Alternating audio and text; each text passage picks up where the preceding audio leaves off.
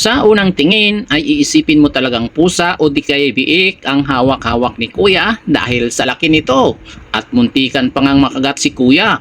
Ang matabang hayop na ito ay tinatawag na bamboo rat. Tinatawag silang bamboo rat dahil ang kawayan ang paborito nilang papakin. At tingnan nyo naman, ang mga ngipin na yan sa sobrang tibay, kaya nitong durugin ang matitigas na kawayan na parabang chichirya lang. Kapag kasi hindi nila palaging nagagamit pangkagat ang kanilang mga ngipin, ay patuloy lang itong hahaba hanggang makapinsala ito sa kanilang bibig. At pakinggan nyo, parang busis sanggol ang tunog ng dambuhalang dagang ito na parabang sumasagot sa babae. ขี้อ้อนอย่างนี้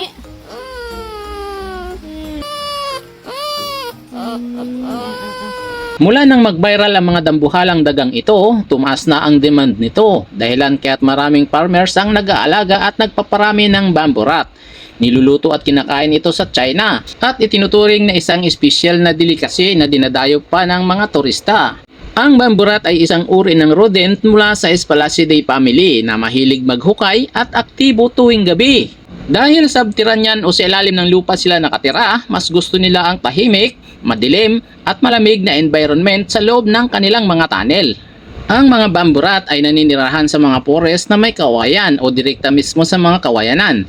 Ang mga dagang ito ay matatagpuan at pinafarm sa mga bansa sa Asia na may bamboo-rich environment tulad ng Myanmar, Thailand, Vietnam at lalo na sa China kung saan sikat itong delikasy doon. Bagamat ugat at usbong ng kawayan ang main diet ng mga bamboo rat sa wild, kumakain din sila ng tubo, sugarcane roots, kasaba o kamuting kahoy, seeds, nahulog ng mga prutas at dahon. Kadalasan, ang mga bamboo rat sa mga farm ay pinapalaki sa bigat na 2 hanggang 4 na kilo. Kasing bigat na at kasing laki umano na ito ng maliit na aso. Kumpara sa wild, ang naitalang pinakamalaking species ay ang Sumatra bamboo rat na pumalo sa halos 4 na kilo. At alam nyo ba, sa isang premium restaurant sa Vietnam, ang presyo ng bamboo rat ay maaaring umabot sa mahigit $50 per kilo o mahigit sa 3,000 sa pera natin ngayon. Ayon sa isang turista doon, sa presyong ito ay pwede ka nang kumain ng lobster, king crab at wagyu beef instead na daga. Samantala,